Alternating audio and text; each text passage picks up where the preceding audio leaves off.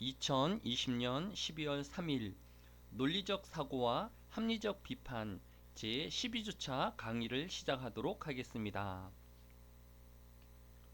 어제인 12월 2일 방송에 따르면 우리나라의 첫 달 탐사선이 2022년 8월에서 9월 사이에 미국 플로리다에서 발사될 예정이라고 합니다. 이 뉴스를 선택한 이유는 같은 날인 12월 2일 오후 신문에 중국의 달 탐사선 창어 5호가 달 착륙에 성공했다고 보도가 있었기 때문입니다.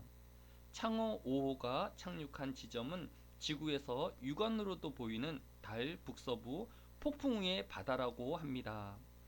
인류가 지금까지 탐사한 적이 없는 평원지대인 이곳의 토양과 암석은 비교적 최근인 32억에서 40억 년 전 생성된 것으로 추정되는데, 창어 5호는 표면의 흙을 수집하고 로봇팔과 드릴을 이용해 2m 깊이로 땅에 구멍을 내는 방식 등으로 약 2kg의 샘플을 채취할 예정이라고 합니다.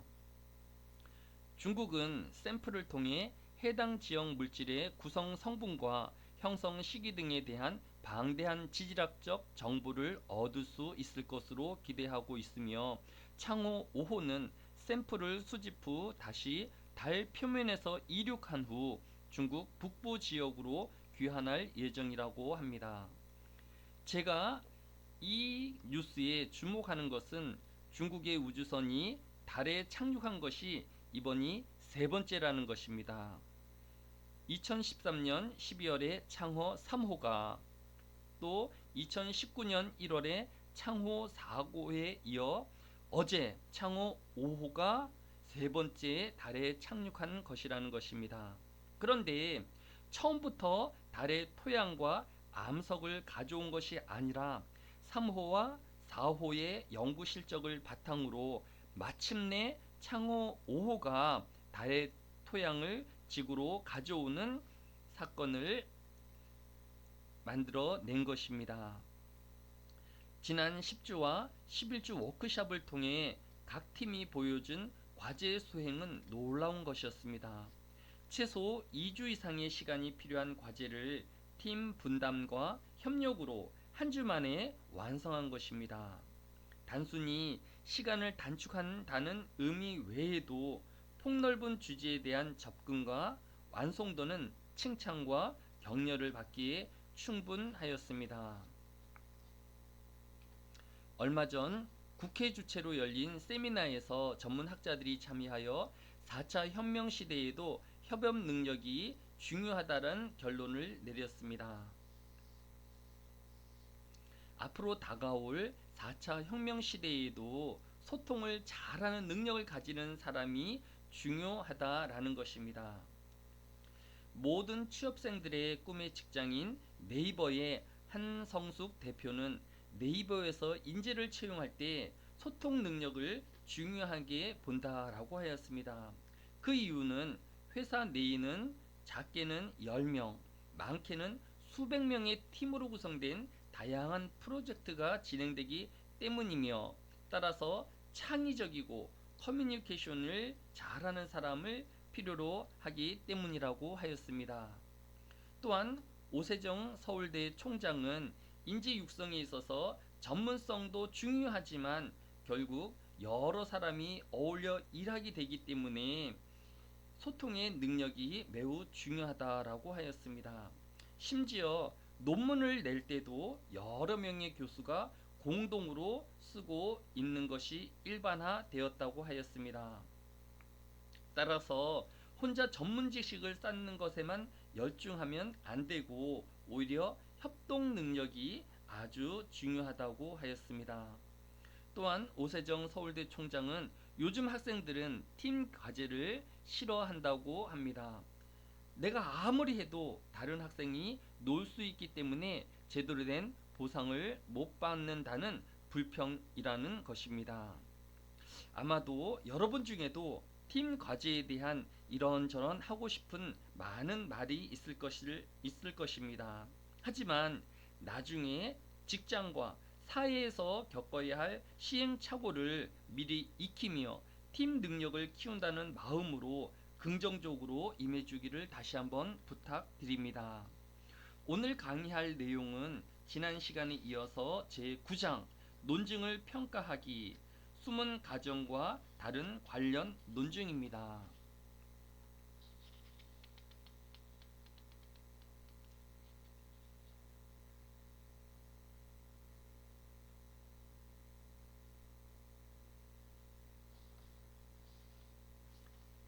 교재 175페이지 세 번째 줄에 보면 다른 사람이 무엇을 가정하고 있는지를 찾아내는 일은 때로 아주 창의적인 일입니다. 가정을 찾아내려면 상대방이 무엇을 가정할지를 상상해 보거나 상대방의 견해가 무엇인지를 알기 위해 상대방에게 물어보거나 상대방이 쓴 글을 읽어 보아야 하기 때문입니다. 따라서 논증과 관련된 다른 관련 고려 사항을 생각해 본다는 것은 창의적인 사고가 필요한 시점이라는 것을 의미합니다. 교재 175페이지 문제 9.4를 보면 장래 부모가 될 사람들은 대부분 아들을 선호한다. 따라서 사람들이 자식의 성을 선택할 수 있게 하면 여자보다 남자 인구가 결국에는 훨씬 많아질 것이다. 그리고 이것은 심각한 사회 문제를 야기할 수 있다. 그러므로 사람들이 자식의 성을 선택할 수 있는 기술은 사용하지 못하도록 해야 한다.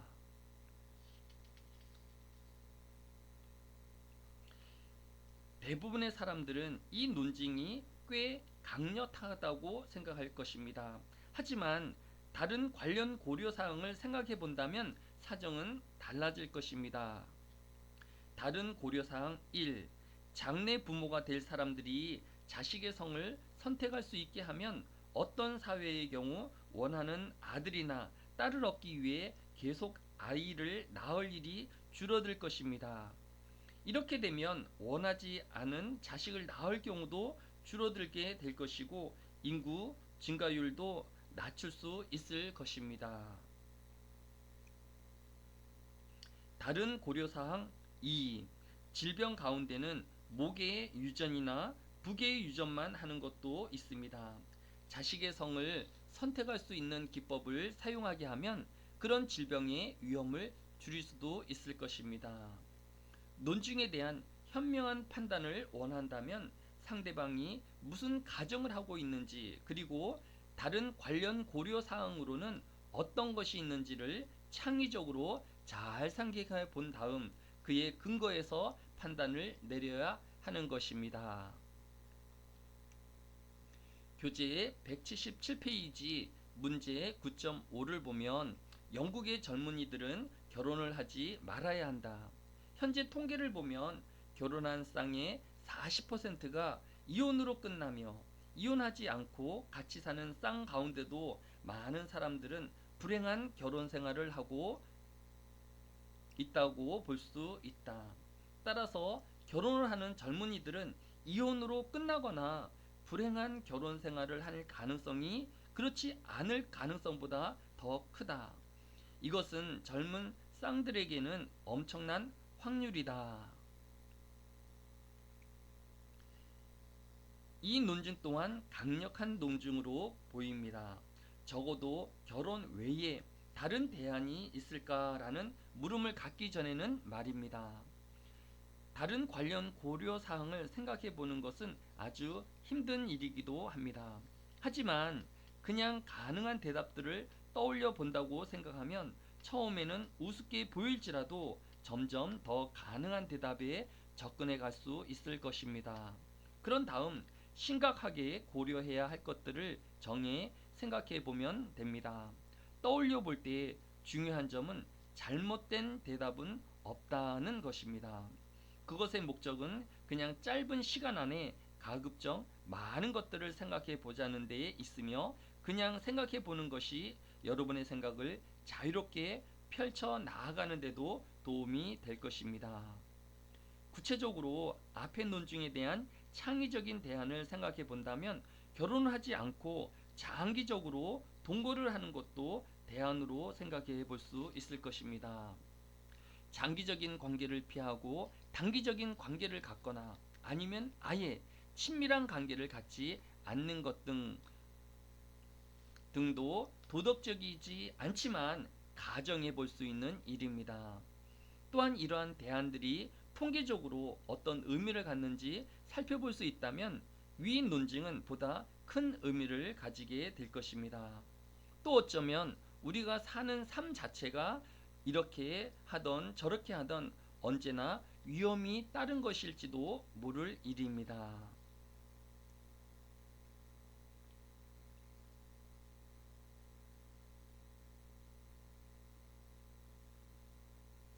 9.4 논증에 대한 전반적 평가와 좋은 논쟁 제시하기. 지금까지 기본적인 논증의 각 단계들에 대해 살펴보았습니다. 이제 단편적인 단계가 아닌 전체로서의 논증을 평가하고 좋은 논쟁을 제시함에 대해 알아보도록 하겠습니다. 우선 예를 보면 178페이지 세 번째 줄 예 1, 영국 의학 저널. 올해 초 유명 학술지인 영국 의학 저널에 침술이 체외 수정의 성공률을 65%로 높일 수 있으며 이 연구는 1366명의 여성이 참여한 7차례의 결과에 대한 분석에 근거한 것이다 라고 하였습니다.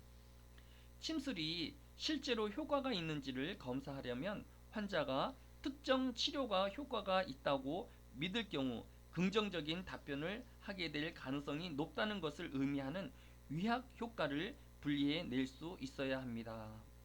이를 위한 최선의 방안은 두 집단의 환자를 시험하는 것입니다.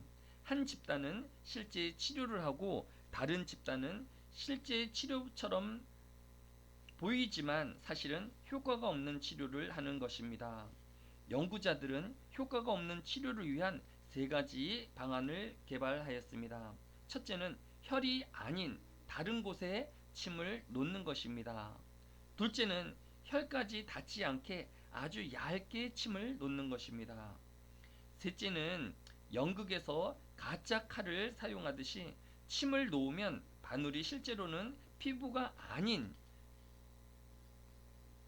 침 안으로 들어가는 것을 사용하므로 환자는 그 사실을 모르게 하는 것입니다.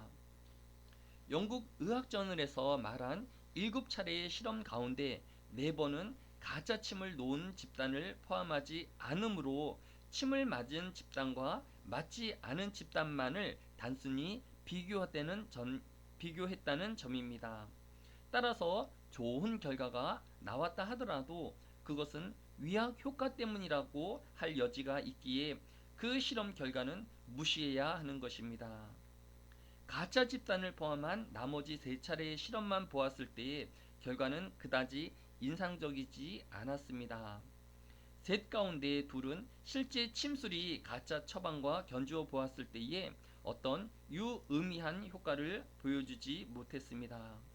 이런 실험 결과로부터 내릴 수 있는 합당한 결론은 침술이 체외 수정의 성공률에 관련해 효과가 있다는 주장은 아직 입증된 바가 없다는 것입니다. 따라서 체외 수정과 관련된 침을 맞지 않는 것이 더 좋다. 왜냐하면 10%는 환자가 출혈이나 타박성과 같은 고통을 호소했고 현기증이나 메스꺼움 등을 호소한 사람도 있기 때문입니다. 이런 부작용이 심각한 것은 아니지만 알려진 위험 부담이 아직 입증되지 않은 이점보다 더 크기 때문입니다. 이 논쟁의 주장은 체외 수정과 관련해 침을 맞지 않는 것이 좋다는 것입니다. 추론 과정도 분명합니다. 그것은 침술이 체외 수정의 성공률과 관련해 효과가 있다는 주장은 아직 입증된 바가 없다는 것이고 10%의 환자에게서 고통과 현기증 등을 호소한 사람도 있다는 것입니다. 물론 이런 부작용이 심각한 것은 아니지만 알려진 위험 부담이 아직 입증되지 않은 이점보다 더 컸으므로 체외 수정과 관련해 침을 맞지 않는 것이 더 좋다고 결론 내릴 수 있는 것입니다.